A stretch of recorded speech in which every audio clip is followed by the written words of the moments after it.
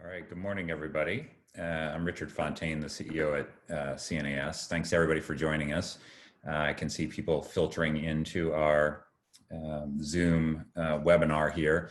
The discussion we're going to have this morning is about a new report and a new approach to re-engaging Iran, and if, when, and how to engage in nuclear diplomacy and potentially talks on other issues. It obviously remains a question of very significant consequence for US policymakers. We've got a number of factors now coming together to make the question particularly urgent. You've got the aging of the JCPOA and America's current non-participation in it, President Trump's repeated expressions of desire to talk with the Iranian leadership, the backdrop of regional tensions highlighted by the killing of Qasem Soleimani earlier this year, and of course, the US presidential election that may or may not lead to a change in administration. So at CNAS, we determined that now is a good time to look at what options there might be for diplomacy with Iran. And in just a minute, the report authors, Ilan Goldenberg and Elisa Catalano Ewers and Kaleigh Thomas will present their chief findings and their recommendations. And then we'll have a discussion with Jake Sullivan, who serves as senior fellow at the Carnegie Endowment, was national security advisor to Vice President Biden. And then we'll turn to a broader discussion about diplomatic options with a group that I think it's safe to say represents the full range of opinion about if and how to move forward. So thanks to everybody for joining us this morning. And with that, let me turn it over to Ilan Goldenberg, who directs CNAS's Middle East Security Program, was a lead author on the report. So Ilan. Well, thank you, Richard. And I think we're basically ready to roll with the presentation. I'll just add that this discussion is on the record, which means also Q&A will be on the record, but please go ahead throughout the discussion. We're not going to have any dedicated Q&A section, so throw your questions into the box and we'll find ways to incorporate them into our discussion or point them out. So with that, let me just hand it over to Elisa to walk through some of the report's key recommendations. Thanks, Ilan, and welcome to everyone who's joining us this morning. Over the last year, we in the Middle East Security Program at CNAS pulled together Republicans and Democrats, former senior officials, colleagues from Congress, and international partners for dozens of discussions on every aspect of US policy on Iran, and that has been culminated in this report. So while my co-authors Ilan and Kaleigh and I take responsibility for the content, I think it's important to note that the report really reflects the collective and often diverse wisdom of this larger group. So there are a few things that I wanted to highlight in the report. First, we assess in the report almost right off the top that Iran has no inclination in engaging in negotiations between now and November. But after November, we see that they may be open to engagement either with a Biden administration, because he has signaled a willingness to engage, or with the Trump administration in some form, because the regime may make the calculation that 4 more years of maximum pressure is too difficult. So in either scenario, we see a potential opening. Second, a key goal of ours was to explore in detail all the competing tensions and interests that need to be balanced when talking about a holistic diplomatic approach to Iran. So this includes addressing Iran's nuclear program, of course, but also talking about designing and executing a very complex sanctions regime, managing Iran's regional policies and threats, the difficulties posed by both Iranian and American domestic politics, and the interesting concerns of US partners like Israel, the Arab states, and the P5+1. So what we wanted to do through this report was begin to sketch out the contours of a roadmap for how to balance all these complicated and sometimes competing issues, learning some key lessons from the JCPOA experience, and anticipating the constraints that we might face in 2021. And third, one of our core takeaways, and this really isn't a new revelation, is that a nuclear-only approach was unsustainable in the long run, politically here at home and diplomatically with some international partners. So the report really underscores that any US approach to Iran must take into account both regional and nuclear issues in constructing its priorities and using its leverage if it seeks to build a sustainable strategy. And we believe this would be necessary even if from a narrow US strategic interest perspective, the nuclear issue may matter more. But specifically, the report recommends that a US strategy be clear in that it values and will include both sets of issues in a simultaneous rather than a sequential approach. And that last part is really key to how we lay out some of the phases in the paper. So like all good former US government officials, we built out a report with lots of phases and with a host of options, and we analyzed the costs and benefits of each so that policymakers could really have flexibility to test the viability of these different approaches. And those 3 phases are going to come up on a slide right now that you can see on your screen. So very briefly on phase 1, I think the bottom line for this phase in the report is that we take the immediate crisis off the agenda and buy time. So in this space, the report includes a mutual return by Iran and the nuclear state and the United States to the JCPOA and other alternatives if a straightforward return is not possible in the immediate term. It also offers ways to reduce regional tensions that we've seen on the rise over the last 18 months, and together start laying the groundwork to ensure that partners and Iran understand that the US intends to address the challenges of the region as well as a nuclear file. In phase 2, which is happening simultaneously with phase 1, it's really all about consultation and managing that intricate web of players that I mentioned earlier. So here, the report talks about rebuilding cooperation with our European allies, being an active participant in the P5, engaging our regional partners in a deep and broad way, and managing our own politics. We acknowledge repeatedly in the report that none of this will be easy, and we won't achieve complete alignment. But we stand by the notion that it really is essential that we consult, that we be clear about US intentions and interests and values, and that we seek to build coalitions around those interests where we can, because not doing that kind of spade work will inevitably hamper our ability to make progress over the long term. And then finally, in phase 3, after 6 months of consulting and freezing tensions, this is where the hard diplomatic work begins. This phase has a longer time horizon. It reflects the work done in phase 2. This is where we would need to deal with improvements we want to see to the JCPOA, like extending the sunset provisions in exchange for greater sanctions relief. And then the more difficult regional approach will need to take some shape. The paper has some ideas on how to begin to think about this, but ultimately the report underscores the need for a US commitment to, and to some extent involvement in, diplomatic efforts toward the region, all while recognizing that a regional framework is in fact much less straightforward than the issues in the nuclear file. So all in all, the report lays out a pretty ambitious plan. It's juggling all of these elements and requiring a lot of deft diplomatic work. But I think I'll wrap up on a point that we emphasize throughout the paper, and that is that the US has the capacity to devise and execute a complex and comprehensive strategy that really relies on diplomacy as the first tool of resort. So there are a number of ways to construct such a strategy, and the goal of this work was for us to put forward some ideas on what those ways and means might be. So I'll stop there and hand it back over to you, Ilan. Thank you, Elisa. And so I think what we're going to do now is first bring in Jake Sullivan to have a short discussion on some of the ideas in the report, and also just on like where we are in terms of diplomacy with Iran. So Jake, thanks for being here, and welcome. Thanks for having me on. It's good to see everybody too. Sure, it's great. Always fun to be with a large group of Iran nerds. It's how I like to spend my time. So Jake, let me start by asking you, you were perhaps most relevant for this discussion. You were one of the early negotiators of the JPOA that came before the JCPOA, and some of the initial, dialogues, through the Omanis with Iran. And I think I recall stories about secretly sleeping on couches in Muscat, like early in this process. And so, as somebody who's that familiar with Iran diplomacy, I'm curious, like, what have we learned over the past few years, and what's different from when you were trying to initially start this in 2011 and 2012?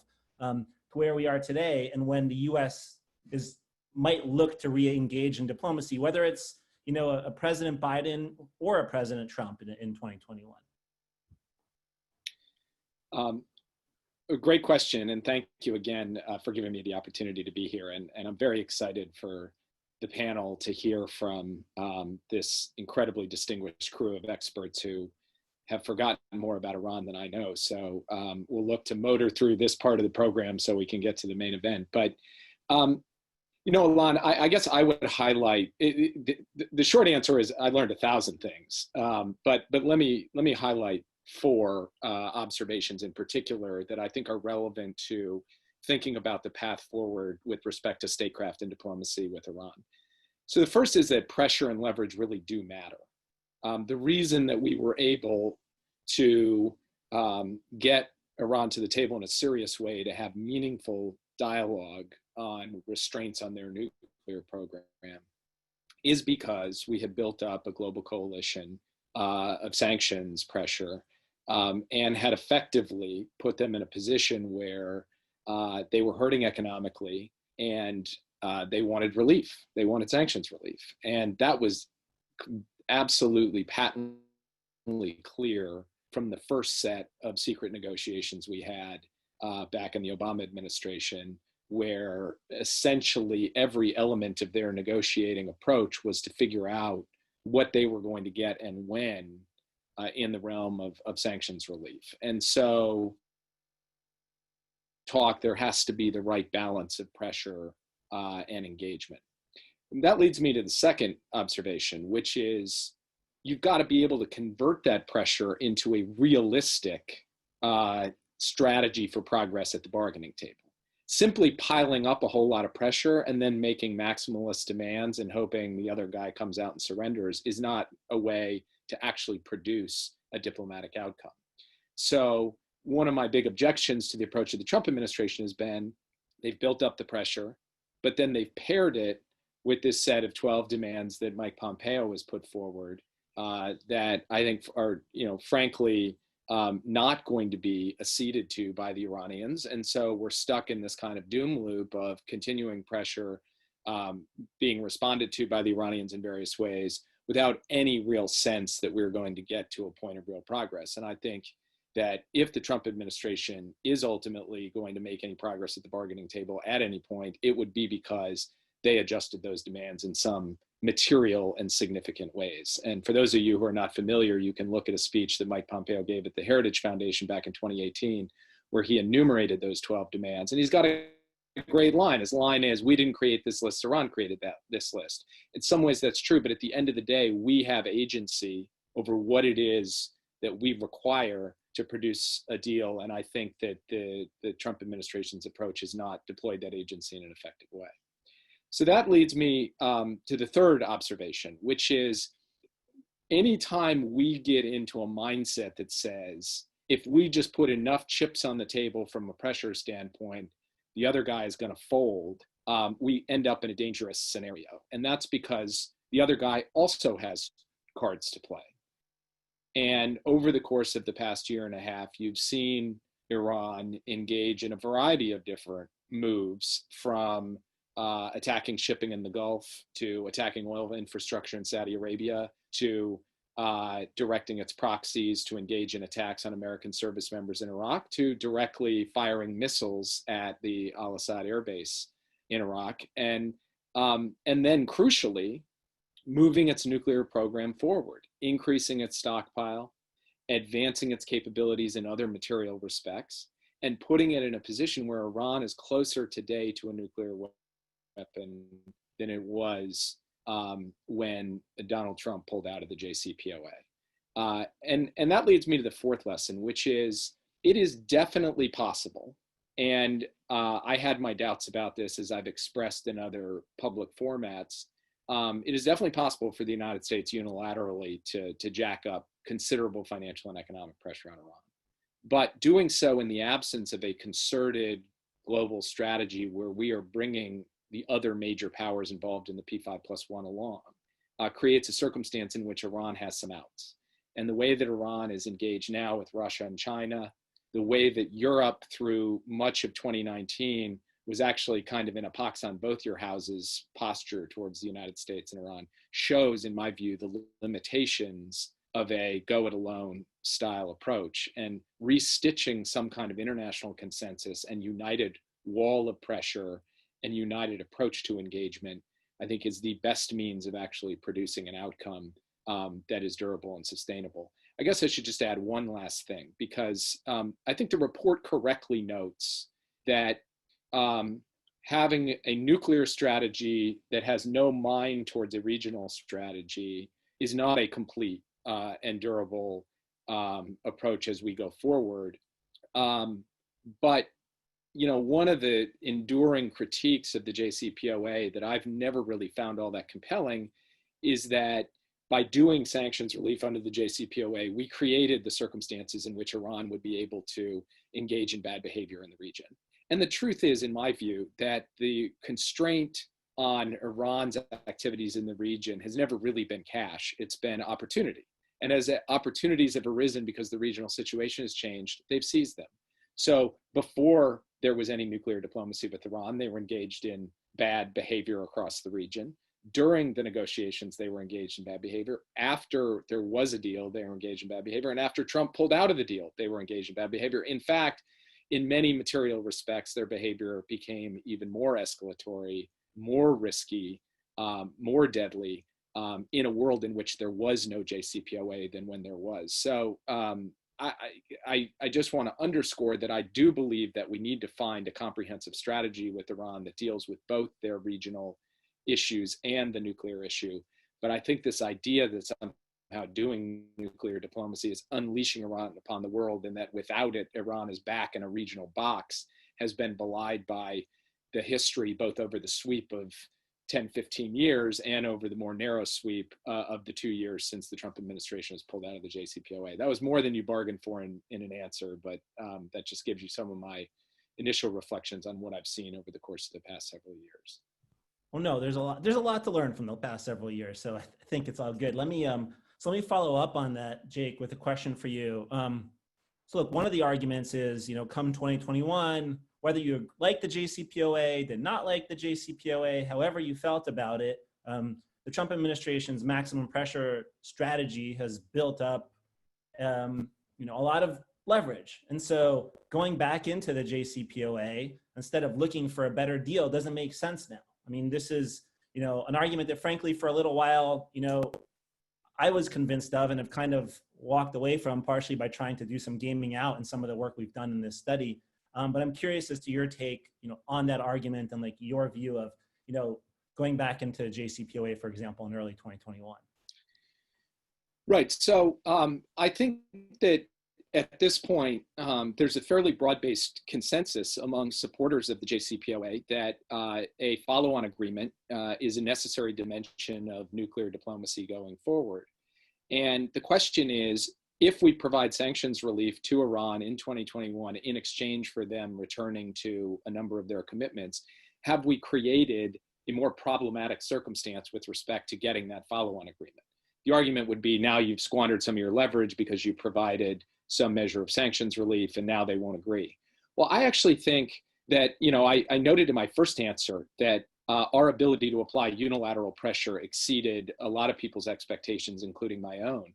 I would note in this answer that our ability to snap back pressure relatively rapidly and relatively effectively exceeded the expectations of a lot of critics of the JCPOA, which is to say, we've already shown that sanctions relief can be followed by the removal of that sanctions relief in ways that create a Iran knows that, because Iran has been through that experience now over the course of the period from 2018 to 2020. So I don't think there's anything inconsistent with finding a path forward on nuclear diplomacy early next year that involves sanctions relief in exchange for nuclear commitments, and then sets the stage for a negotiation over a follow-on agreement where the specter of the application of considerably more pressure will continue to loom large over the negotiation. So I understand that there are different points of view around how you sequence this and what exactly the moves you make are in the early part of next year. And I think there are credible perspectives in that debate and good arguments on from multiple different angles of that debate. And I think you guys will get into that in the panel discussion. I would only note that I think whether it is you're providing sanctions relief in exchange for nuclear commitments up front early on, and then negotiating a follow-on, or you're going right to negotiating a follow-on. In my view, the basic equation that the United States retains considerable financial leverage over Iran under either sequence has been borne out by the evidence of the past few years. So, Jake, I'm going to ask you one more question, which is a pretty broad one, and I'm also going to bring in a little bit of an audience question on this one too. The question is really about the regional piece of this, which you started to get into. And what the report makes the argument is, at least the argument that we make is, in the long run, you're going to need a regional dialogue and negotiation. We're not the only one making this argument. You made this argument with Dan Ben-Naim in a great piece in Foreign Affairs that we've talked about. At least the argument that the report makes is you can have some linkage between the two tracks, because you don't want, for example, any progress on the nuclear track to be entirely dependent on coming to a deal on Hezbollah, which might be a really, really hard thing to do. So like the grand deal doesn't make sense. But, if you're pursuing both tracks, and you see that nothing is happening on the regional track, that could certainly impact your behavior and decision-making in the nuclear track. And frankly, I think if you get an early nuclear deal, you have some time. You don't have to go rushing into a follow-on nuclear arrangement. You can sort of build some time out to focus on the region. But I'd love to get your take on what that regional track looks like. And as part of that, we also have a question from David Petraeus, which is really more of a question for the report. We talk about sort of calm for calm, at least early on. And he asks how you define calm for calm when it comes to actions of Iranian-supported Iraqi militia, Hezbollah, or Quds Force activity in the region. But, like Elisa and I can answer for the report. But I think the bigger question is also how you deal with those issues in the broader regional context of in the type of ideas that you've put out there. So maybe I'll toss it over to you, Jake. Yeah, so I guess I would start by saying one thing that confounded me for a long time in terms of critiques JCPOA was the argument that the P5+1 should have brought in a whole set of regional issues and resolved all of this in a comprehensive agreement that touched both nuclear and regional. And the reason that confounded me is I couldn't actually quite imagine how that conversation would go. The US and the E3 and Russia and China sitting on one side of the table, Iran sitting on the other side of the table, and us talking about Iran's influence in Iraq,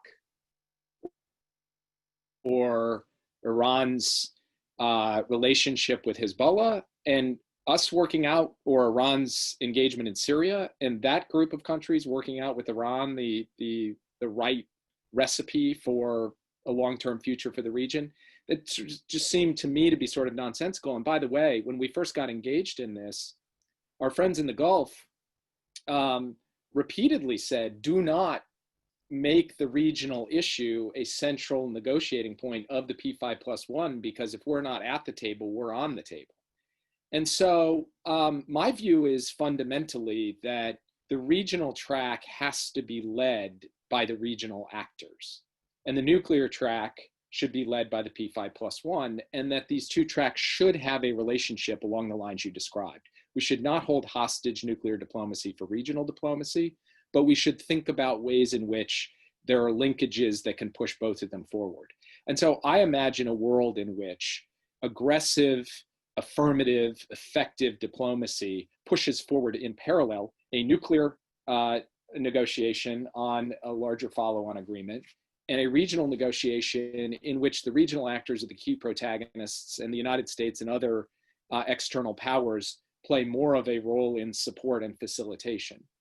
So what does that look like? From my view, that's not going to be one table.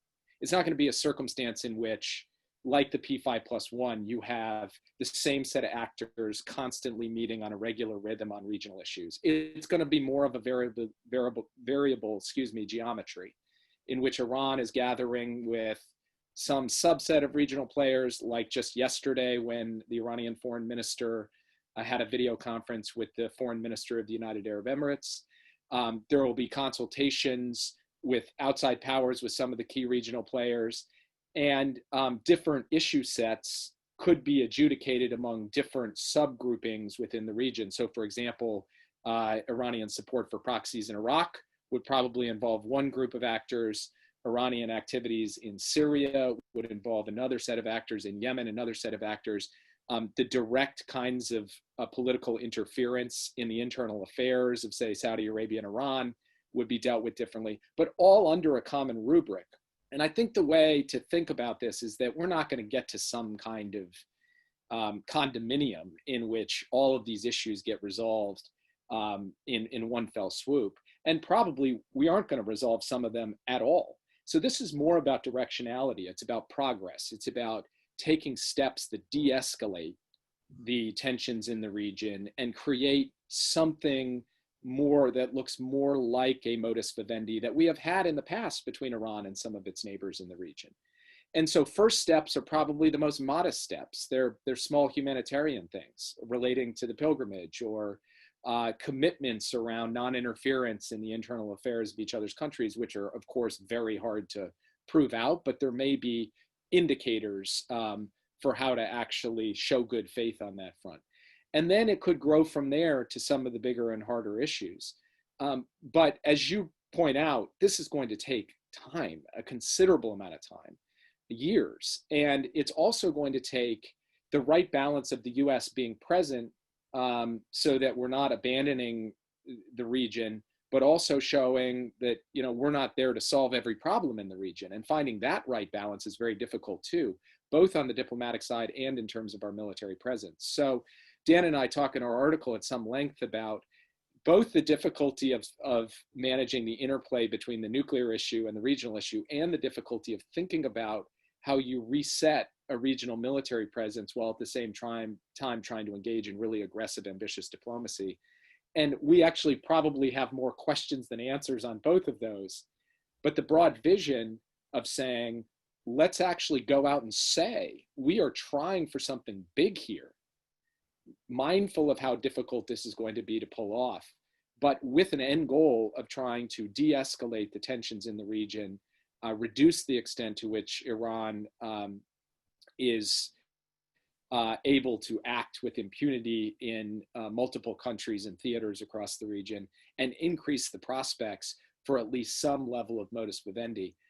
Look, I think we have to take a run at this, and I think even if we fall short, there is a reasonable possibility, in my view, for genuine progress. Yeah, and I think that this is one point that the report also makes, is to be incredibly, even if the vision is big, the actions are very pragmatic and small and realistic. I think this is a region where if you go in and tell everybody you're going to transform everything, they kind of look at you like you're nuts and walk away. And naive, stupid Americans trying to do that again in various different ways. But if you come in and you're just like, let's try to solve the individual problems of the moment, or try to de-escalate here or de-escalate there, it's kind of like where you have to start here. At least that's a point that the report makes. So thank you, Jake. I'm now going to bring in everybody else to this discussion for the panel. And I think Jake got us off to a really good start. So I'm not going to do long introductions. This is a big group, but what we're going to try and do is just, I'll quickly tell you who's on the line. And we're going to try for the next hour to kind of simulate the types of discussions we've been having over the past year, and go from there, and try to hit all the different angles that are part of this. So we have, and I'm just going to introduce people by the way they appear on my screen right now. Kirsten Fontenrose from Atlantic Council, Dana Stroll from the Washington Institute, Mike Singh, also from the Washington Institute, who happens to be right next to Dana, Ariane Tabatabai with the German Marshall Fund, Mark Dubowitz with the Foundation for the Defense of Democracies, Kelsey Davenport with the Arms Control Association, Elian Garamaya with the European Council on Foreign Relations, and Luz Rosenberg, a colleague of ours at CNAS. And of course, we're bringing back Elisa, who briefed you on some of the initial ideas in the report. So let's try to sort of have this conversation. Maybe I'll start with like where we began with Jake, which is the question of the nuclear issue. You know, and if the Biden administration, you know, wins from a proliferation, actually forget Biden administration versus Trump administration. Maybe I'll just start with the question of, you know, from a proliferation perspective, does it make sense to go back into the JCPOA? And maybe Kelsey, I'll throw that one first to you, and others just indicate to me somehow or in the chat if you want to speak. Great. Thanks, Ilan. It's a real pleasure to be here with all of you today. And my congratulations to you and Elisa and Kaleigh on what I think is a really excellent report that I certainly appreciated. So getting back to your question from a proliferation perspective, I mean, I definitely think the best case scenario, if Iran's nuclear program remains on its current trajectory, is a mutual return to the JCPOA, shortly after, the Biden administration were to take office, or in the event of, a Trump second term. I currently think this is possible from a risk assessment perspective, because if you look at the steps that Iran has taken to breach the JCPOA to date, they're quickly reversible. They don't constitute a near-term proliferation risk, and they're highly monitored. Iran continues to abide by the intrusive monitoring mechanisms put in place by the deal. So I think it's possible from a risk perspective. But I also think there are a number of arguments that make a mutual return to the JCPOA desirable. I mean, first, we shouldn't forget that from a non-proliferation perspective, this is a strong and an effective agreement, and it functioned well for the first 2 years that it was fully implemented. So it's a good deal that meets, I think, US non-proliferation interests. But I also think there's an important credibility argument here. I mean, Iran wants the United States to return to the JCPOA. US allies want the United States to return to the JCPOA. The JCPOA is endorsed by a Security Council resolution that calls upon the United States to implement and support it. The deal has also been supported, within the Nuclear Non-Proliferation Treaty Review Conference cycle. So from a perspective of maintaining and upholding and strengthening non-proliferation norms and restoring US credibility, I think there's an important case to be made. I would also just note that, a return to the JCPOA, in 2021, still gives the United States and the P5+1, about 5 years until some of the key restrictions on Iran's uranium enrichment program start to expire. So I think that's enough time to think about building on the JCPOA in a way that takes into account what could be some very quickly moving nuclear dynamics within the region. I mean, we're seeing an uptick in interest in nuclear energy. We've seen countries like Saudi Arabia make some loose threats about wanting to match Iran's capabilities. So I think, taking that time to consider holistically the approach to non-proliferation in the region and how building on the deal could contribute to that, I think is a wise move. But that being said, I would note that 5 months is a long time, and a lot could change within that period. So I think maintaining the flexibility to prepare for an interim deal in the event of a few scenarios would be wise. And 3 of those I think immediately come to mind. I mean, first, if Iran were to take steps on its nuclear program that create a more immediate proliferation risk, or if they appeared poised to take steps that were irreversible, then I think, a shorter term deal to try to arrest that risk would be wise. I mean, also, we may be in a situation in January where there is no JCPOA, whether because of Iranian actions or because of US actions to try to snap back UN sanctions. And trying to negotiate a resurrection of the JCPOA, may take some time, and it may be necessary again to arrest those near-term risks. But I would also note, a third scenario that I don't think is discussed much. We may see a situation in the next few months where Iran is found in violation of its NPT safeguards obligations for failing to fully cooperate with an IAEA investigation. And this is about past actions. It's not about current JCPOA performance. But I'm not crazy about the precedent of re-entering the JCPOA without resolving that issue when there's an outstanding safeguards issue that needs to be addressed. So addressing that, may be a concern that the Biden administration would have to take into account kind of before considering a return to the JCPOA. So I think a number of different options there, ranging, which is kind of where the report goes to, ranging from return to return minus or something else. Mark, I'd love for you to come in here because I know you have a different perspective on this. Well, thank you, Ilan. Thank you so much for the invitation, and really a terrific report, very well thought out. I want to agree with Kelsey on just one thing, which is I think she's right. Iran does want to return to the JCPOA. I think they want to return to the JCPOA because they fundamentally understand that the agreement itself, as long as they comply with it, will give them patient pathways to an industrial size nuclear enrichment capacity. They'll have an advanced centrifuge R&D program. It'll give them an easier sneak out capability. And over time, they'll be able to take these patient pathways and have the option of developing nuclear weapons. They'll have the missiles to deliver them, and their economy will grow. And I always hesitate to disagree with Jake because you may not know this, but Jake was a national debate champion. So anytime you debate Jake, you're setting yourself up for an embarrassment. But the fact of the matter is our ability to use unilateral sanctions is only effective when Iran's economy is weak. And over time, as the economy fortifies itself under the JCPOA sanctions relief and growing at 6% a year over 12 years, it doubles to $900 billion, $1 trillion. There reaches a point where they immunize themselves against our ability to use effective sanctions. So there's a period of time where we can, quote unquote, snap back. I think the Trump administration demonstrated that, but only because the economy was still weak. It was still fragile. It didn't have enough time to really start to kick in post JCPOA in 2016. So I would argue that the JCPOA architecturally is flawed. And I think to return back to an architecturally flawed agreement gives Iran exactly what it needs. I would just advise, and I'll end with this, that we move away from this idea of this obsession with acronyms, and whether it's JCPOA or JPOA, and we actually start and look at fundamentally what's in the United States' best interest with respect to Iran's nuclear program. You know, it's not just sunsets. Extending a fundamentally flawed agreement for another 10, 15 years doesn't make it a better agreement. We have to address advanced centrifuge, R&D, which is obviously a key capability for Iran, as I've mentioned, with respect to a clandestine sneak out option. We have the nuclear archive, which we didn't have back in 2015, which has had some enormously interesting revelations. I think many of us have learned a lot about Iran's nuclear program since the Mossad took the archive out of Iran. And there are many other elements of Iran's nuclear program that I think we should revisit now that it's going to be 2021. It's 6 years later. There's a lot more to think about. I'll end with that. Sure. Now, Elisa, I wanted to give you an opportunity to just hop in really quickly, especially on this alternatives to no JCPOA or return to JCPOA, which is something we spent a lot of time thinking about.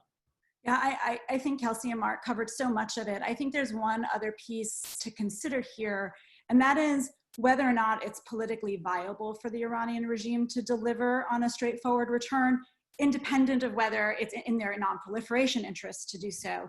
And if that's not possible in such a short window, I think there where we talk about in the report is the case that the US priority remains keeping as much time on the breakout clock as possible, and to create the space and conditions for a return to negotiations on not just the terms of what was the JCPOA, but what comes after the JCPOA. And Jake and others have already talked about what some of the downsides to that is. I would just add that it may have the benefit of managing in the very immediate term some of the more allergic reactions from international partners and from our Congress, and allow for that time for consultation, particularly if the Iranians are not prepared to come right back in come January 2021 or even April 2021. So I'm going to keep moving the conversation along. And we're getting, so Liz, I'm going to ask you really about sanctions. And you know, one of the big parts of a return to the JCPOA or not return to the JCPOA, any engagement, is sanctions relief. And I'm curious, this is something people just discount sometimes and don't understand how complicated or hard it can be. So what kind of early steps do you take if you're trying to build confidence with Iran on sanctions? And also, what kind of steps, what might be really hard to do actually that people aren't really thinking about? Thanks, Ilan. And it's great to be with you all on this important conversation. It's not hard as a technical matter to create sanctions relief. It's some technical lawyering, but it's quite possible. And the executive authority in the United States, the administration has quite a lot of ability to engineer that, notwithstanding the various authorities that Congress has and has additionally claimed for itself in the last 5 years or so to conduct oversight over sanctions removal for any kind of sanctions. Now, building confidence, there's a lot of things that the US administration can do, and I can give a couple of examples in a second, but what I think matters most, and what is, to get to your point of what's really tricky here, what's difficult, if it's not the technical matter, It's the politics here, and creating sanctions relief that will stick, and creating a sense of confidence in the United States with the Iranians, with international partners, that it will stick and not be reversed. And so if you're looking at the legal history here of the last decade or so on where Iran sanctions have expanded and retracted and expanded again, but in different areas, there's not a lot of, it's a very volatile legal realm for companies, banks, any traders or anyone who would do business with Iran, as they're trying to negotiate what kind of financial or business commitments they'd want to make with Iran, given this expectation that there may be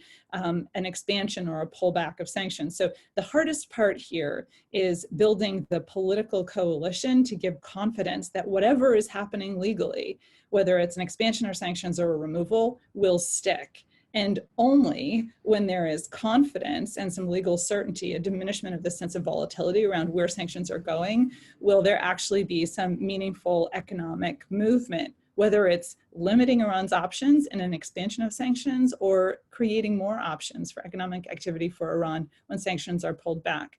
But to speak to your, to answer your discrete question about, let's call them de-escalatory or signaling or modest sanctions relief that could have the effect that you're getting at in your report here about a kind of a pause or a stabilization, perhaps in service of a broader diplomatic process towards a more ambitious agreement, whether nuclear or regional or some version thereof. There's a lot here. So particularly given the context on COVID now and the challenge, the particular challenge that Iran, amongst other places, is facing right now, there are things the United States can do to expand opportunities for Iran to have access to humanitarian trade, which is permitted currently under US law, but suffers from some of that volatility challenge and an unwillingness of financial institutions to get involved in that. So the United States could join INSTEX. It could work with the Swiss to expand the Swiss channel, which supports humanitarian trade for Iran. It could consider general licensing for vaccine cooperation or scientific cooperation around public health, epidemiology, vector tracing, et cetera. So to try and offer support in that way to Iran coping with this pandemic. On sanctions specifically, it could be feasible to roll back some of the individual sanctions on senior Iranian officials. In part, that would give greater confidence and some greater technical ability for the United States and others to engage in negotiations legally and not in violation of our own sanctions, to pursue and feel out whether a broader diplomatic and legal agreement is possible in the non-pro and regional domain. I mean, I could go on and on. There's really a broad array of the possible, but I want to make one point, if I can, about the options the United States has available. And it is the case that the United States, for as long as the dollar is as preeminent as it is, and for as long as so much global commerce and financial transactions pivot off the dollar as a safe and stable reserve currency, the United States has ample opportunity to affect economic pain or relief with the dollar. And right now, in this COVID economic crisis, there's even more flight to the dollar for safety, which means the United States has even more power now with its sanctions than it did several years ago, even more than when Trump snapped back these sanctions. So we should just recall that the United States has an awful lot of power and authority here. And I would take issue, excuse me, with what Mark said about the sanctions are only effective when Iran's economy is weak. In fact, I think it is my view is that it is the case that our sanctions are only effective when the world is highly dependent on the dollar. And that has never been more true, in the last several years than now. Ellie, I want to bring you in here to this discussion, both on the European perspective of sanctions relief, because I think, as Liz points out, this has been a real struggle for the Europeans over the last few years. And while we're at it, we've gotten a couple of different questions from folks about the arms embargo, which is set to expire in October. Does it make sense? How should policy change to deal with the question of the arms embargo? And I'll throw that over to you. Sure. Thank you, Ilan, and congratulations to you and colleagues for the paper. And I know we've talked about the paper in the past, so good to see it's come to life at the right moment. So let me make a couple of points about what's been said from what I see the discourse in Europe as being at. So on whether the JCPOA is the right channel for re-engaging Iran, I would say let's not forget that re-entering the JCPOA is just as much about confidence building with Iran as it is with European allies. Don't underestimate the damage that was done in 2018, particularly through the manner in which the Trump administration withdrew from the agreement with very little consultation and account for European allies' interests. And for several years now, the E3 have been hobbling this JCPOA along to what they see as hopefully their finishing line in November, where they can pass the baton back to Washington. Now, whether under Trump or Biden, obviously the scenario would be completely different.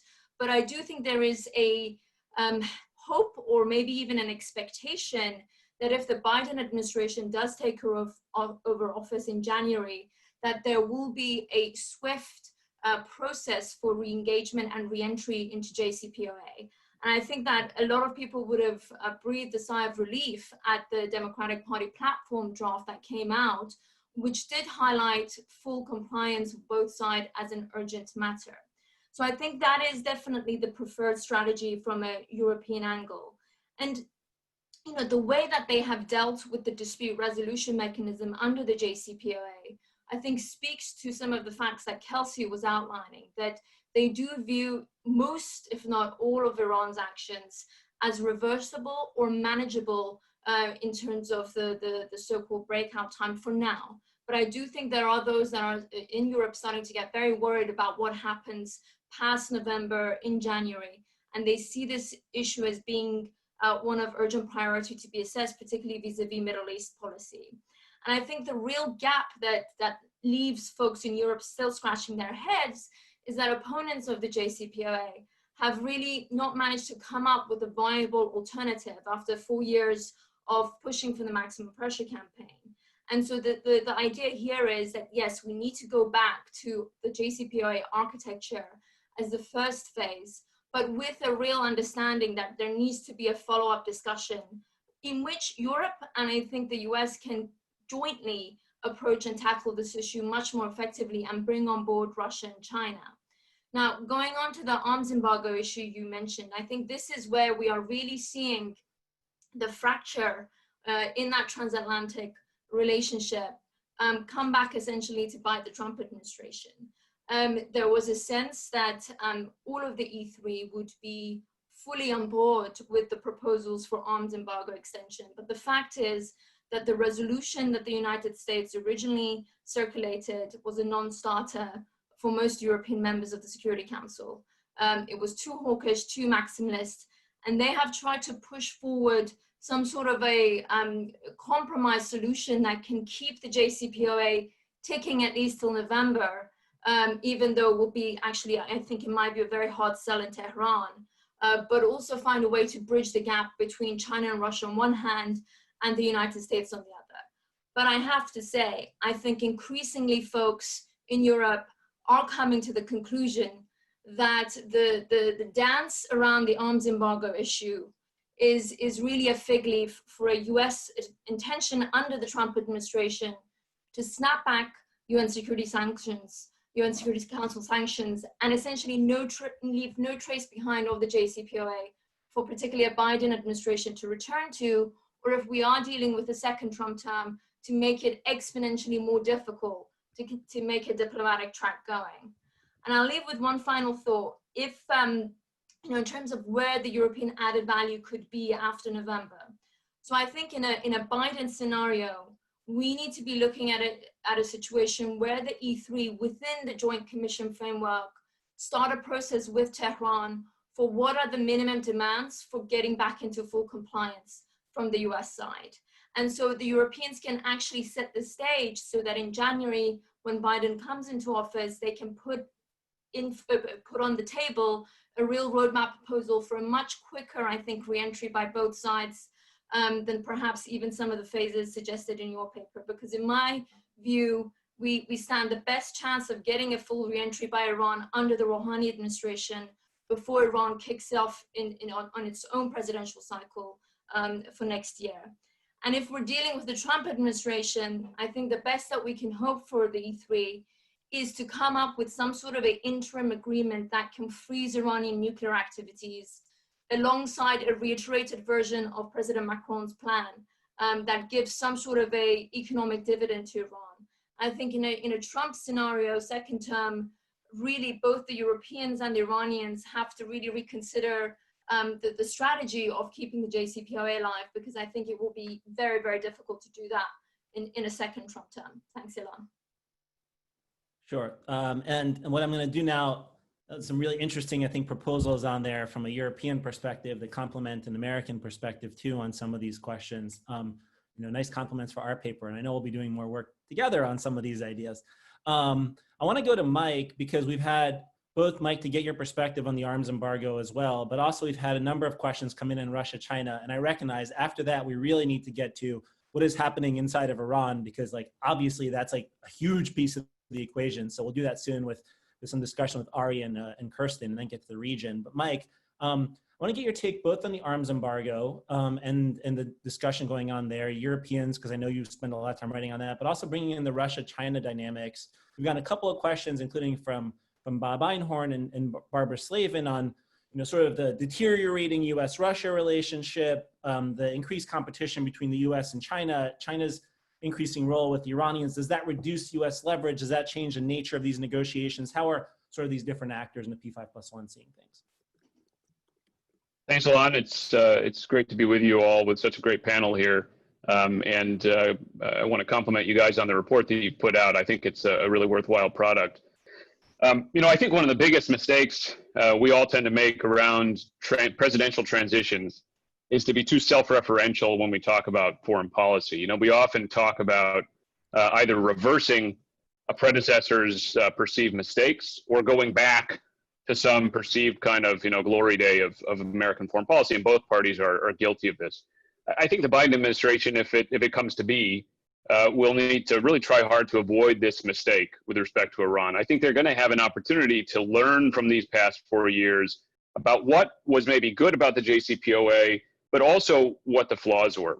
And to me, lifting the arms embargo as part of the JCPOA is an example of a flaw. It's a concession that should not have been included in the JCPOA. And I think that if you were to survey the members of the P5+1 today, none of them would be excited about the idea that the arms embargo is being lifted now, except for Russia and China, because of course they're the ones who are going to sell the weapons to Iran if anyone does. And it gets to Jake's point. Jake made the point that he never understood why regional issues should be included in the JCPOA. Fine, if you take that as a point of departure, then why are we lifting the arms embargo on Iran, which has really nothing to do with the nuclear issue, without Iran committing to change its behavior in the region? Especially when we have other UN Security Council resolutions which bar Iran from doing the kind of proliferation activities it is doing today, and it's not respecting those resolutions. So we'll say, let's lift the arms embargo regardless of that clear non-performance under those UN resolutions, which have the same standing legally as UN Security Council Resolution 2231 implementing the JCPOA. I think that it's just not the right time to do this. And as we think about what the next administration should do, they should think about a deal which excludes these kinds of steps, which really have no bearing on the nuclear issue. Now, of course, this is all going to play out well before any new administration comes into power. And I think that if we were to separate this from the broader disagreement about the JCPOA, there should certainly be plenty of room for compromise and agreement between at least the United States, the E3, and our regional partners over this arms embargo issue, and then we could at least face Russia and China with a united front on this matter. And that should really, I think, be the goal for both the United States and the E3. Unfortunately, I think we haven't seen that from any of the sides involved. We've seen a sort of incoherence to this diplomacy. This sort of takes you to the issue of Russia and China. And I think it's important to note that when we first devised the P5+1 in 2005, we included Russia and China because, on the one hand, they were necessary to our strategy, because that strategy was based on going and getting UN Security Council sanctions resolutions on Iran, and because we felt it was possible. We felt that at the end of the day, Russia and China cared about non-proliferation, nuclear non-proliferation, and therefore we could get them into this coalition, and that would make it even more powerful in terms of internationally isolating Iran. And I think the question that a new administration, or frankly the Trump administration, would have to ask is, do those two conditions still hold today? A, do we need them for our strategy? And B, is it really possible to get their participation? I think the answer to both questions now is probably leaning much more towards no than yes. I don't think that we necessarily need UN Security Council resolutions as part of any new diplomatic strategy towards Iran. And Ilan, I'm sorry, I haven't sort of looked at your report closely enough to know what role you envision for UN Security Council resolutions. And B, I think the relationships between the United States, Russia, and China have now essentially deteriorated to the point where even if we felt we wanted those UN Security Council resolutions, I'm not sure it's possible to get Russia and China into the tent with us or with the E3 on a common strategy. Not necessarily because of underlying disagreements on Iran. I think, frankly, the common concern of nuclear armed states over preventing the spread of nuclear proliferation is still there. But I think there are perhaps bigger disputes that would trump that kind of cooperation between us. Can Russia and China nevertheless play a spoiler role? Well, let's be honest in that they played a sort of semi-spoiler role within the P5+1 over the past 15 years. So the cost of including Russia and China in our coalition was that they were able to delay and dilute the UN sanctions that we did get. That's one reason why, for example, in 2007, you didn't have an arms embargo on Iran. You had a sort of lighter restriction. It was only in 2010 that got strengthened. I think, yes, they could still do that. But the important insight, I think, is that they'll do that inside or outside a coalition. Are they going to play an even stronger spoiler role? Could you see a Russian intervention of the sort you've seen in Syria? I think there are factors which push against that. I think Iran itself is not necessarily keen on tying itself too closely to either of these powers. I don't think they'll invite, some kind of major Russian or Chinese intervention in their affairs, whether sort of diplomatic or otherwise. And therefore, I think that ultimately we shouldn't sort of tie our fortunes under a second Trump term or under a Biden administration to the perceived need to get Moscow or Beijing on board for what we're doing. So I think this is all a good, thank you, Mike, that I think gives us a lot of clarity, and especially on this sort of new wild card, which is fundamentally like the bigger world of geopolitics and how Iran fits into it and how things have changed in the last few years. Ari, I want to turn to you and then to Kirsten, because we're half an hour in and we haven't spent a lot of time talking about what's happening inside of Iran. And I think we really need to think about that. One of the ways the report tries to at least deal with that is by offering a series of options that we think are good and saying the reality is, like, test them, see where the Iranians are. But I'm curious as to, what are the Iranian sort of internal political limitations and constraints here, and how are people thinking about things there? Maybe you can give us your best assessment. I'll try. Thanks, Ilan, and yeah, congrats on a great report. This is really fantastic. So I want to start by sort of setting out a few things. One is that, I think what we have to bear in mind this time around in terms of Iranian domestic politics is that, 2021 is not going to be 2013. It's not even going to be 2012, right? This time around, the domestic dynamics aren't just dictated by the sort of petty infighting. It's going to be about succession, right? That is looming, and that is something that is in the back of all blocs and different faction and different power centers' minds as they think about what to do next. I do agree with what I think is the general consensus among all of us that Iran would like to return to the JCPOA. I think, that is pretty clear from a number of things. The fact that Iran hasn't pulled out of the deal, though, that may or may not change in the next few months. The fact that despite making threats, it hasn't left the NPT, that the 5 steps, as Kelsey was saying at the outset, have been more or less reversible.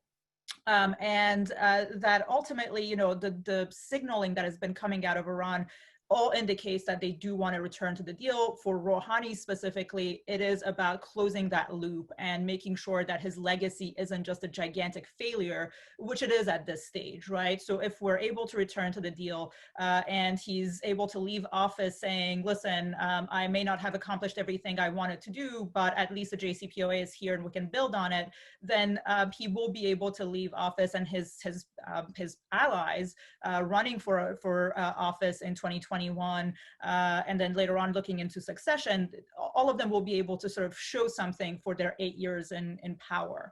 But a number of things are going to complicate this. I think I want to go back to the phases that Elisa was sort of talking about at the beginning. I think there are some disagreements potentially there about those phases and at what speed they should occur. I think, Rouhani would be interested in sort of fast forwarding through phases 1 and 2, again, to be able to leave office with some sort of win.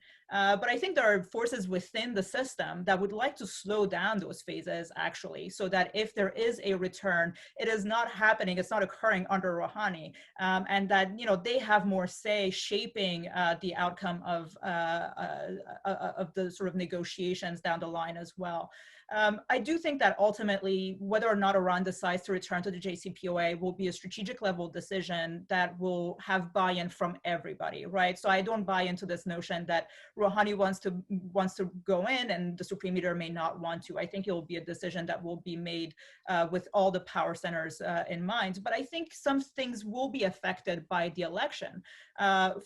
Jake is no longer with us here, but he would be able to tell you that there is a huge difference between 2012 and 2013 in terms of how negotiations were going on. The working relationship between the Iranian side and the US side especially, but also the rest of the P5+1 will be dramatically affected by the election.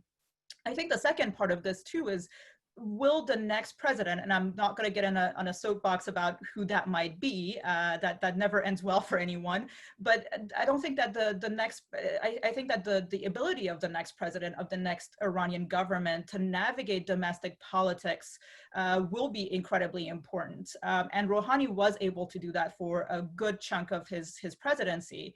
And so that is going to be another question mark, I think, that we have to look at. And then the last point I want to make is about this notion of leverage. I think that, most of us here would agree that, from the US perspective, the United States will have leverage going into this.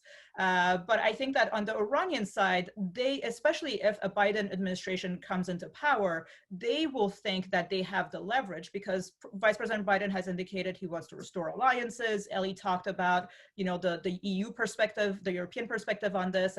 And for the Iranians, it's clear that a Biden administration would want to return to the JCPOA fairly quickly.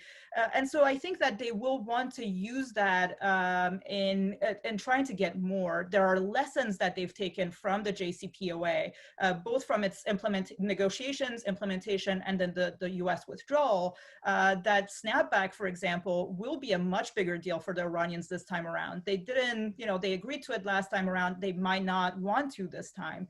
The other thing that I think they may have learned is that, they were not as prepared to deal with the sanctions relief piece. And I think Liz and Elisa can talk about this a lot more than I can. But they were very much prepared to talk about the nuclear side of things. But the sanctions piece was murky, right? I think this time around, again, they will be much more prepared. There will be much more pressure to really try to hammer out the details on the sanctions relief piece a lot more than this time. So I think those are also lessons that they will be taking, and that will shape the way the negotiations are both approached domestically but also internationally. So I want to with that, I think that gives us a really good, and precisely all the complicated dynamics that you lay out, Ari, are one of the reasons why, at least in the report, like our attitude was kind of, there's numerous pathways to do this. we can have a good sense in our own mind of what we prefer more and what we prefer less and what the pros and cons are of each. But, you know, the Iranians get a big vote in this. And so going in with like, this is the plan is probably not the right approach. You know, so Kirsten, I want to turn to you. And I'll just note for our viewers and also for everyone that it looks like there's been a massive explosion in Beirut just now, some pretty shocking videos on social media. I don't think we're going to get into that on this because I don't think anybody knows yet what the implications are, what that is. That I think trying to speculate is probably unnecessary for all of us while we're doing this. But I just want to just put it out there so we're aware and watching this. But Kirsten, maybe that's a transition to the region and like the factor it plays in all of this. You know, both the Gulf states, their interests, you know, U.S.-Israel or Iran-Israel competition in places like the Levant, you know, especially in Syria, but also obviously Lebanon and support for Hezbollah, and how you see those issues being part of this dynamic, and anything else also you want to throw in on what's been said on you know, Ari's points on internal Iranian calculus. Yeah. On Israel, you know, Israel's going to address the components of the Iranian nuclear program that they find problematic, and they just may or may not read the USN. No matter who's in office, they'll make that case at the time. But in terms of formal talks, they will press for negotiations to include weapons transfers to Hezbollah. We'll see whether or not they're involved in this explosion in Beirut or whether that was just a fireworks factory going off, and organizations like Palestinian Islamic Jihad and Hamas. A new U.S. administration would probably prefer on either side of the aisle not to include those groups at the beginning, put them in the mix from the start because it could be an obstacle to a deal. But Israel has ways of kind of forcing these groups onto the table, much like the way that the U.S. keeps the issue of Iranian proxies in Iraq on the table, and that is by taking fire from them and then responding in very visible jet-fueled ways. It would be difficult for any U.S. administration to have a respectable conversation with Iran about weapons transfers to other organizations if the Israeli military is in the news with retaliatory operations against Hezbollah at the same time. You know, the takeaway for Iran being that if the regime wants to slow roll the negotiation over all of their proxies entirely, whether it's in a JCPOA plus or whether it's in a separate lane, they can simply sustain low-grade kinetic operations and pressure on Israel. They don't even have to go further than that. And they can do it in almost any of the, they can do it in Lebanon, they can do it in Syria. In the Gulf, I think the problem for a new administration is in the hedging that is already happening. The Saudis and the Emiratis, in the interest of their own national security, are working on backdoor agreements with Iran to protect their own populations and assets. These agreements should mean the resource burden on the US to protect the Gulf is lowered and that the US could draw down a little bit, right? And Iran has made it very clear that any US troops for any reason present in the Gulf constitute a legitimate military target. But while bringing a few troops home, you know, would be something that would please both sides of the aisle in the US and please Iran, it does not please our Gulf partners, and that could potentially be a problem for new administration. They do not want to give a US president the room to draw down forces. They don't trust Iran to keep its word, and they would like us to remain the front line of their defense. And what drives this behavior, as we all know, in part, is their concern over the ballistic missile and proxy programs in Iran, not so much the nuclear program. The Gulf does not have faith that the US or Europe will handle these programs in a way that is fast enough or thorough enough. And as a result, I believe a new US administration should expect Saudi and the UAE to unilaterally ramp up operations in cyber, influence operations, sponsorship of Iranian opposition groups, and acquisition of new defense platforms from China. On to what Ariane said, and I agree with so much of it. I think personally that the regime in Tehran does not have any interest in a deal, at least not until we have their elections take place. I think if you have something like Calm for Calm that makes so much sense to Americans leading up to their presidential election, it would actually reinvigorate support for the moderate position that the US can be reasoned with, and that is something they can't afford politically. They need the US to be a boogeyman, at least until their elections. Their platform is based on the narrative that the US is an aggressor, and therefore their actions and spending are nationalistically justified as a pushback. And the small-scale proxy attacks we see in Iraq and buzzing our ships in the Gulf, these are intended to provoke the US to respond kinetically and support that aggressor narrative. So the ultra-hardliners at the helm do not want a US that seems reasonable until after their presidential elections at the earliest. I'm waiting to see Mike's reaction to this, because I think the best thing a Biden administration could do to bolster moderates leading up to Iran's election is to signal that they can't wait to talk to their old JCPOA counterparts in Tehran about how fast the US can lift sanctions. And I know this sounds like something that would make the American right spit fire, but here's the logic. Anyone who's interested in decreasing the power of the hardliners in Iran's government should support doing whatever has a shot at preventing them from stealing the presidential election scheduled for June. There are no moderates in Iran right now, in my opinion, and I think creating space for one to be elected, or for Rouhani's follow-on troops to kind of have a shot at a space there would be worthwhile. And you do something like dangle the possibility of an agreement that could transcend administrations and be difficult to disengage from for a follow-on in a 2024 administration, then you're really giving the moderates a shot. And we'd know by June 2021, at the time of running elections, whether or not this worked. And then it would be time to reassess.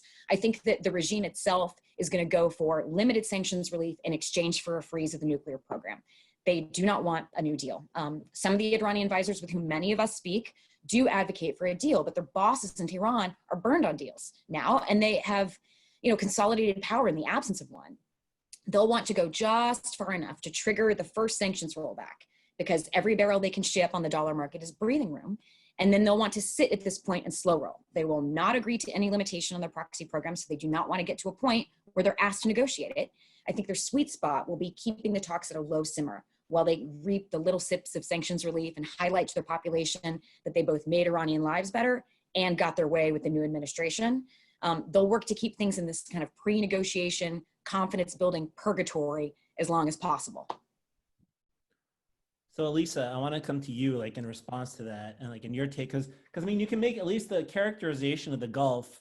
Another argument can be you now have, it's even starting to become public, right? You had Zarif and ABZ yesterday doing videos together. So on the one hand, you hear from the Gulf states, we want the US to stay, you need to take a harder line against Iran, but then you also see them cutting their own deals pragmatically, and have been, I think, for the last year since things really started to heat up. So what is going on there? And how do we balance these seemingly conflicting alternative, sort of imperatives? So I'll definitely start, and Kirsten, please pile on here. I think Jake alluded to some of this in his earlier comments, and that's, regional partners have been looking for reliability and predictability from Washington, and they haven't gotten it. And in recent months have really seen the results of that unpredictability on their own doorstep, right? So they're taking some of the steps that Kirsten rightly outlines and thinking about how to extend that in an continuingly unpredictable environment. But I think sometimes we fall into this trap of thinking that the debate really circles around this binary choice of what really is about US military commitments, right? And then the binary choices between maintaining an unrealistic level of US military posture and involvement in the region, which for our own domestic politics, we've got have all kinds of debates on that.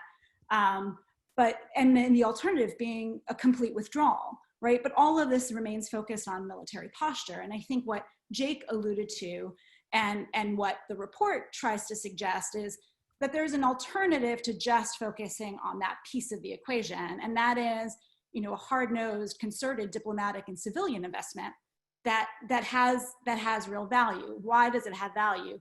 One, it helps to solidify some of this informal outreach between Iran and neighbors in recent months. Now, none of this will be some moment of revelation where the region is fully at peace, but it does harken back to times in the past, recent past, in fact, where there was a cold peace, right? Whether it was between Saudi Arabia and Iran or others, it allowed for the competition to remain in a space that people could accept and work with. But the bilateral no longer seems to make sense in the context of the tensions and the escalations that we've seen in the past. So what else does it do? It provides some face saving for all the sides, right? While the conversation about the non-proliferation piece continues at pace, it becomes increasingly difficult for partners in the region to go along with that when there's no mechanism for them to talk about some of these other issues. And Mike alluded to this in some of the things that he said earlier, and I think he's spot on. But I think from a US policy perspective, what a concerted diplomatic civilian investment looks like it signals that US interests and commitments to the region aren't measured simply in terms of military posture, and they're not even measured simply in terms of one nuclear non-proliferation agreement, that the more that the US is willing to engage on, to support, to even help facilitate, as Jake alluded to earlier, in pursuit of modest expectations with an eye towards something that can be sustainable in the longer term. So Dana, I want to come to you next, both have you weigh in on regional questions and also to start to bring in the Hill perspective on this. Since you spent 5 years on the Senate Foreign Relations Committee, including being there while the whole debate on the JCPOA happened in 2015, from the interesting perspective of working for a Democratic member who opposed the JCPOA. And so, you know, my question on the Hill, after you chime in on whatever you would like on the region, is kind of, this was a massive factor in why the JCPOA was ultimately unsustainable, right? It was the lack of bipartisan support. Is there any prospects for building bipartisan support on Iran policy going forward? And also, like, is the perspective going to be any different for Democrats than it was in 2015 as well, especially some of those sort of, you know, on the fence centrist Democrats, many of whom oppose the JCPOA? Thanks so much, Ilan, and congratulations to CNAS for your outstanding report. So first, I just want to comment broadly on the region and what the realm of the possible is in after November, whether it's a second Trump administration or a new Biden administration. Broadly speaking, the region, just as the United States, is focused inwardly. Whether it's responding to COVID or post-COVID, it's highly unlikely we'll actually be talking about post-COVID recovery in November. Economic contraction in many countries across the region, certainly here in the United States, and economic collapse for other countries. If you look at Gulf countries who have used dollar diplomacy to pursue their own priorities in the region, much of that will be drying up. And I also think there will be less bandwidth in each of the capitals, either of traditional US partners in Tehran or in Washington generally, to focus on foreign policy priorities, let alone the JCPOA. How a Biden administration would approach the JCPOA with Congress and whether there's potential for bipartisan support. Again, with the new administration, I think how the broader approach to Congress might be will also influence what the realm of the possible is in Iran policy and specifically with the JCPOA. So it's not just if there's a Democratic Party in the White House, it's also thinking about who controls the Senate, who the majority party is in the Senate. Do Democrats retain the majority in the House, and by what margins? And based on those things, a Biden administration will have to make a decision about how inclusive or proactively engaging it is with members of Congress on either side of the aisle. And that will not be just about Iran. It'll probably be a much larger strategic approach on a variety of issues focused both domestically and foreign policy priorities. That being said, there will be Republicans in many seats in Congress in both the House of Representatives and the Senate and in the Senate. And the quickest way to shatter any prospect, I think, for bipartisan support would be to re-enter the JCPOA as it existed before.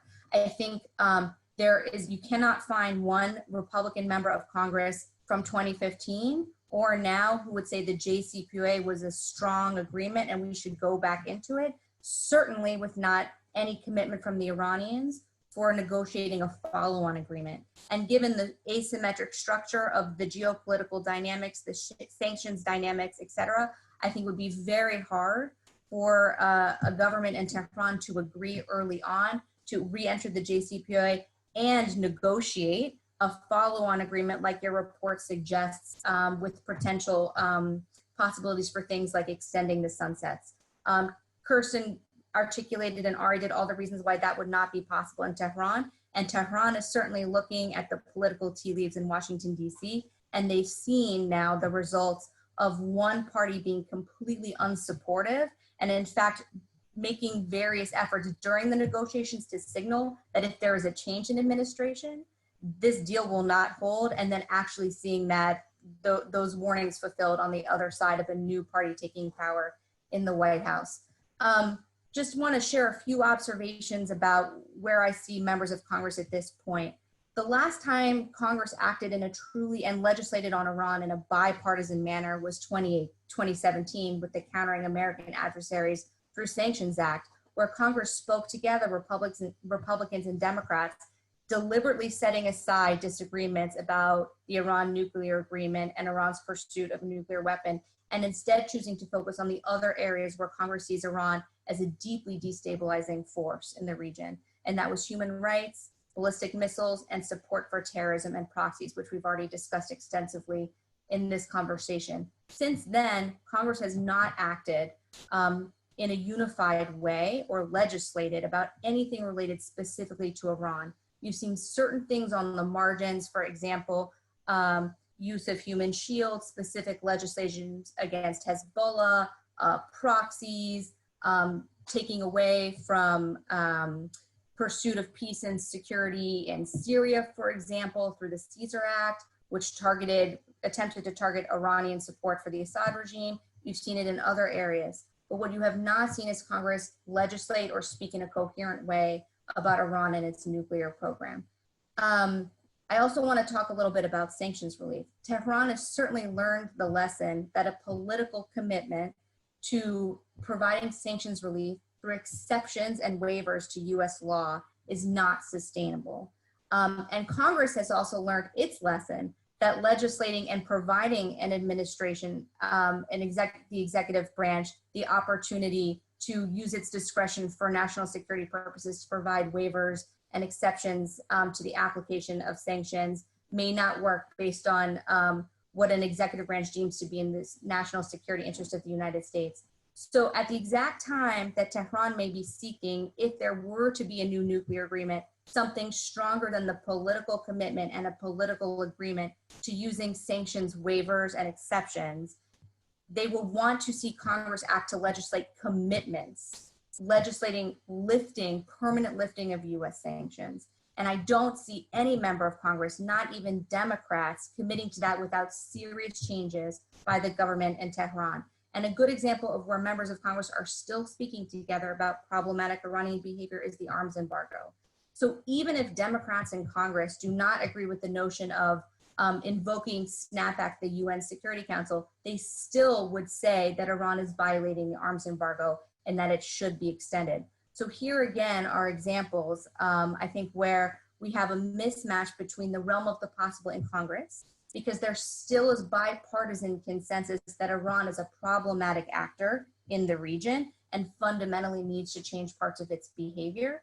And on the other side, Tehran is going to be looking for more permanent commitments that is unlikely going to be able to be delivered by Washington through acts of Congress. And finally, we haven't mentioned things, at least yet in this conversation, like the ongoing Iranian detention of US citizens in Iranian prison. Those are key things in terms of confidence building. Members of Congress would not, I don't see them being willing to take proactive steps to make legislative commitments about sanctions relief or permanent diplomatic agreements with Iran without seeing actions taken to release US citizens, provide information about Robert Levinson, et cetera. I'll leave it there. Thanks. Thanks, Dana. So what I want to do, and I should say, by the way, and this will link into a question I have for Mark, and then I think we'll do some rapid fire Q&A before we close. But the report actually gets at this issue of, if you go back into the JCPOA, you kind of lose all Republicans, versus if you do something like JCPOA minus, something smaller, it actually looks a lot like what President Trump was trying to negotiate with President Macron in 2019. And then you start to also look at, a follow-on agreement, and that's not all that different than some of the things the Trump administration was trying in 2017, at least with the Europeans. And Mark, I know that you supported some of those ideas. So I'm curious, Mark, a lot of the discussion in the report sort of starts from the perspective of like what happens with the Biden administration, but it also says like a lot of this could be applied in different ways by a Trump administration. And so I'm curious to get your take on that and on some of these alternatives. So thank you, Ilan. I guess, first of all, I would say, we haven't talked about it in the report, I thought there was a particularly really good idea in the report about going back into sort of arms control history and getting Democrats and Republicans on board, kind of at liftoff, so that when there's an agreement, they're there on landing. And the idea of getting senior, Senate Republicans involved in the process from the beginning, I think, is a very smart idea. I agree with Dana with everything she said. I mean, Republicans will oppose any return to the JCPOA. Israel will oppose it. Israel will lobby against it. The Gulf states will be doing what they usually do, but sending out, quiet indications of their displeasure. And I implore my Democratic friends, if they're in a Biden administration, to start to move away from the political branding of the JCPOA, just to move away from those letters and start to really focus on substance rather than what Mike said, which is the sort of notion that they've got to go back to the JCPOA in order to stick it to Trump because he stuck it to Obama when he withdrew from the JCPOA. I think that's kind of the Washington games, the political games that often undermine U.S. national security. Look, my nightmare scenario is not a Biden administration going back to the JCPOA, because I think that we who oppose the JCPOA will effectively rally against that. And we'll do so because the sanctions architecture that's been put in place by the Trump administration, the sanctions wall, where many of the most powerful economic sanctions have been re-architected, not on nuclear authorities, but on terrorism authorities relating to the IRGC and the QF and Hezbollah, missile proliferation. Liz is right. You can technically lift those sanctions, but the market response to the lifting of those sanctions is going to be, number one, so are you telling me that illicit activity has stopped? And the obvious answer from the Biden administration will be, well, of course not. Of course that illicit activity related to the IRGC and Hezbollah and terrorism and missile proliferation continues. So the response from the market will be, well, those illicit financial risks are still a huge concern for banks and insurance companies and major energy companies. The second response is going to be, look, we learned our lesson back in 2015, 2016. We were completely whipsawed because there was no bipartisan support. And even though nobody expected Donald Trump to be elected and everybody expected continuity with Hillary Clinton, there was still a lot of anxiety. And now we've gone through that experience. And now a Republican came in, withdrew from the JCPOA, whipsawed all these companies. And now they'll be expecting a Republican in 2024 to do the exact same thing. I mean, I would say that if Joe Biden goes back to the JCPOA, you can almost guarantee that every single Republican will run in 2024 in opposition to the JCPOA, a withdrawal and a reinstatement of sanctions. I think you can absolutely guarantee that. And I think, once again, I think that's going to deter many businesses and companies from going back into Iran, which means a Biden administration is going to have a very difficult time delivering on the sanctions relief component of any deal.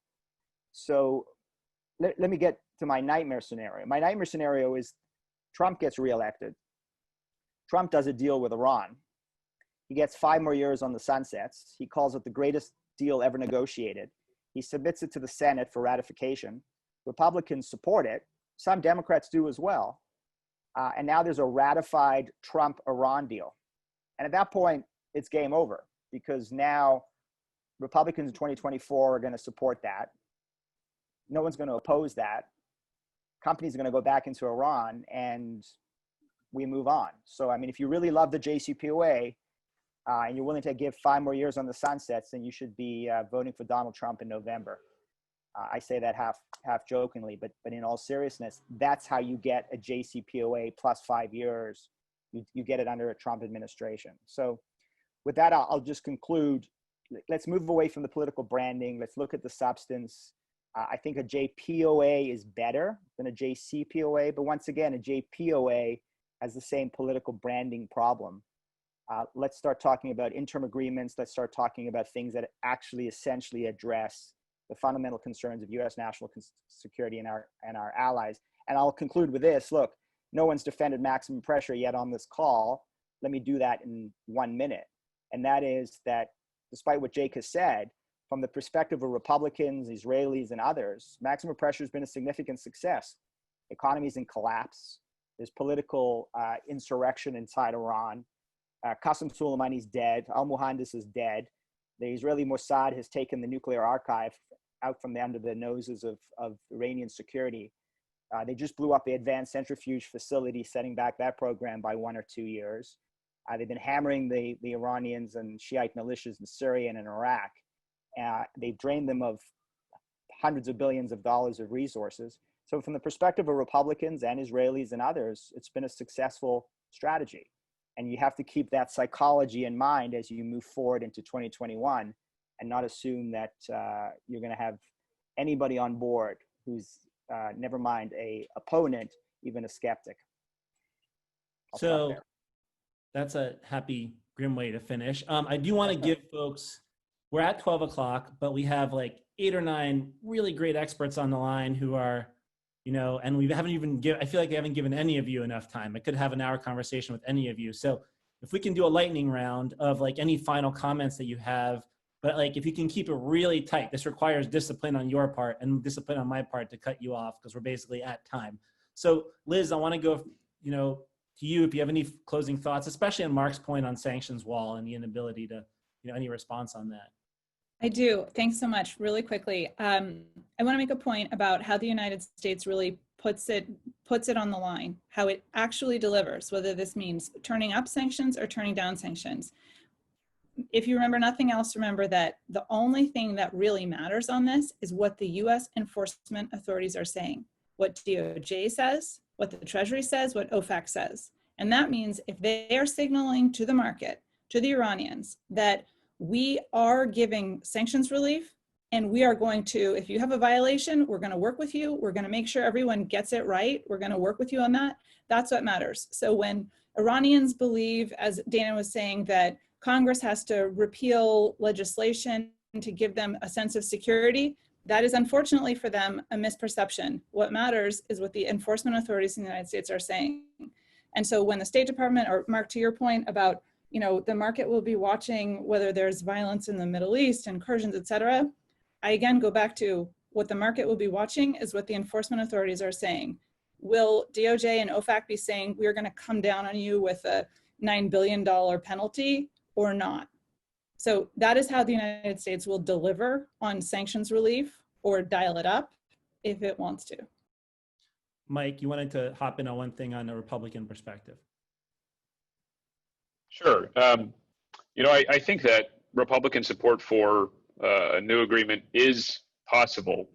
I think obviously a lot of that will come down to the substance, but I think some of it will also just come down to a sincere effort by a new administration, if that's a Biden administration, to try to secure it. I think one thing which isn't always clear to folks on the outside of this is that one of the disagreements obviously between Republicans and Democrats in 2015 was over the substance of the deal. But I think Republicans also felt there wasn't a genuine effort to secure their buy-in, in a sense, to take their concerns seriously. And I think the Biden administration, if it comes to be, will need to avoid repeating that mistake. I want to say one other thing, Ilan, taking advantage of the lightning round here in 10 seconds, which is I think we have to be careful of doing what Kirsten was proposing, which is trying to kind of game the politics inside Iran. I think ultimately the important thing here is that the United States needs to credibly offer incentives and disincentives. And that means basically when your red line is crossed, you have to deliver the negative consequences that you've promised, but also at the same time, when the other side keeps a commitment, you have to be willing to keep yours. To me, this is a basic lesson of foreign policy and diplomacy. And I think that actually is much more important than sort of any effort to sort of to game the elections in Iran, to game the politics in Iran. And it'll work regardless of whether there's hardliners or less hardliners, let's say, in power come 2021. So, okay. Let's see. Dana, I think you wanted to hop in with the final point.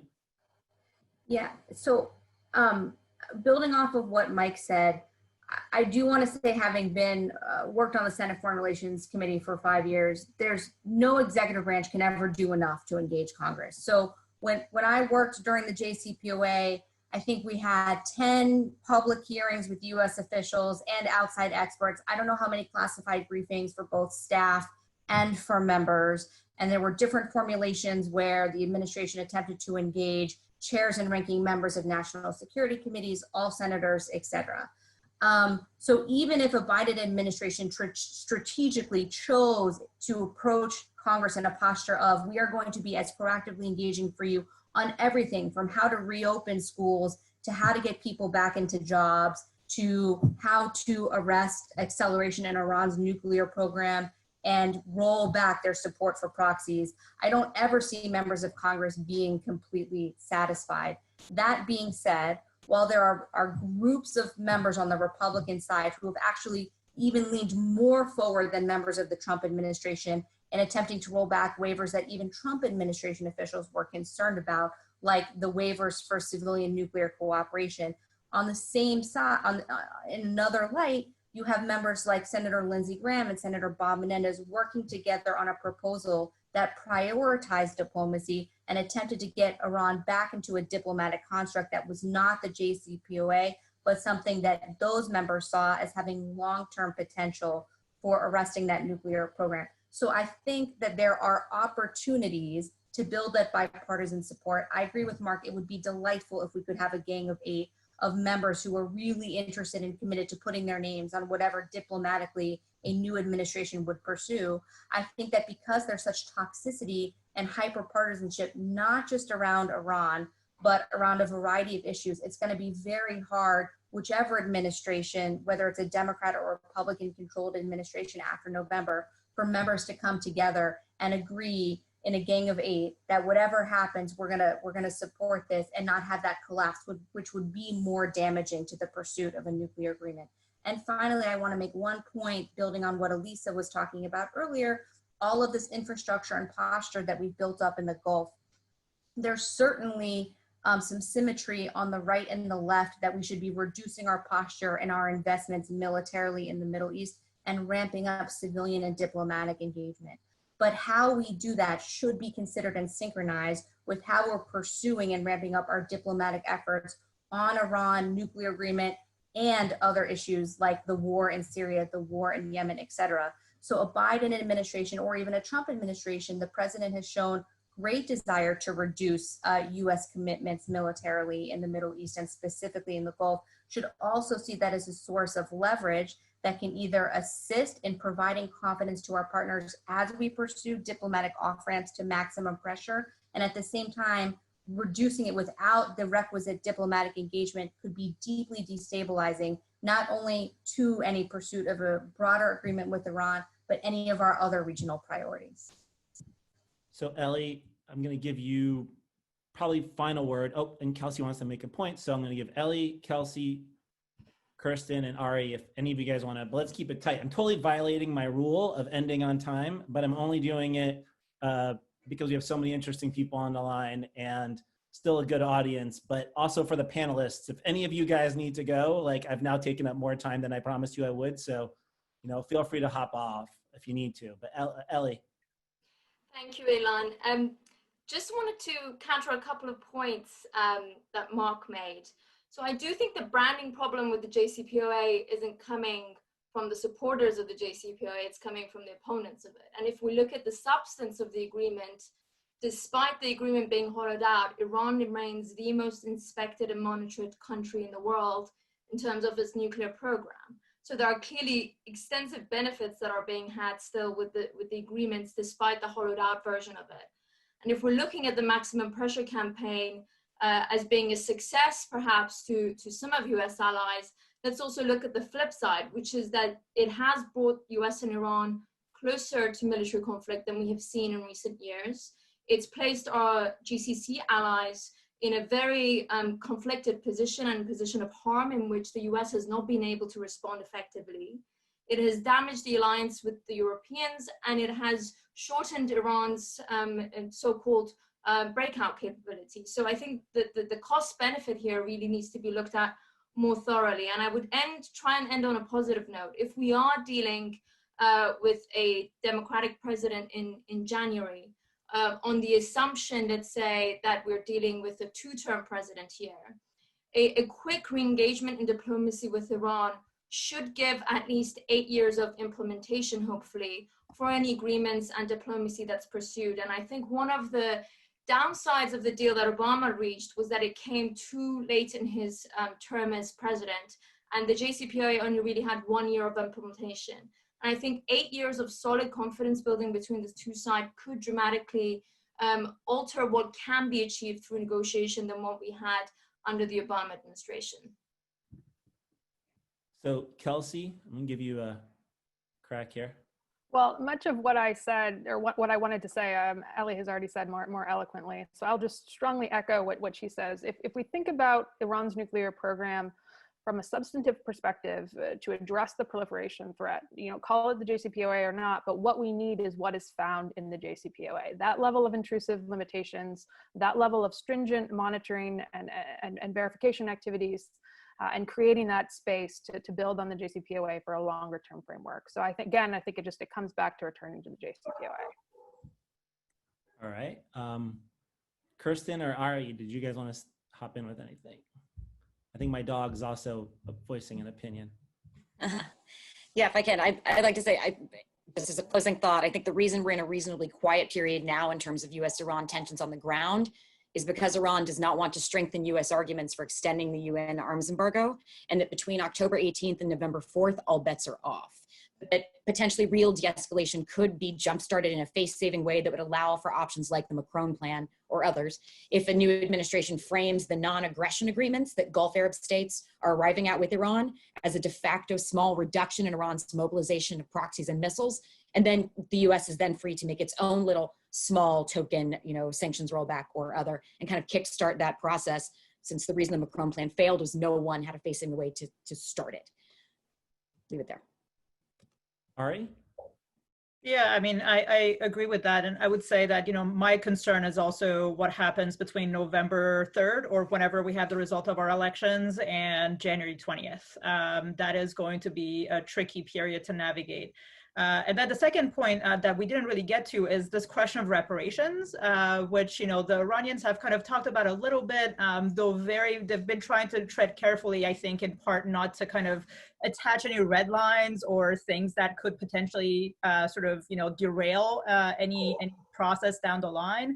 But it is something that for us to keep in mind. I think that some parts of the Iranian establishment are pretty serious about it. And I can't imagine anyone in the Biden administration really agreeing to something like that. So that might be one tricky one to overcome as well. All right, my dog is saying it's time for us to end. Elisa, just if you want to say anything in conclusion. I'm going to use my 30 seconds to thank our great colleagues and good friends on the screen who joined us. We could sit around and do this for a really long time. I'm glad we tried a simulation of what it would be to sit around a table and have this discussion. And I hope it was helpful to those who chimed in, the hundreds who chimed in. So to be continued, there's still so much to talk through. So thank you all for taking the time to join us. Yeah, and I'll just echo that. Thank you all for taking the time to join us, to our audience and to all of our colleagues on the line. And, we'll just keep cracking on this issue and see if we can make any progress. Thank you all.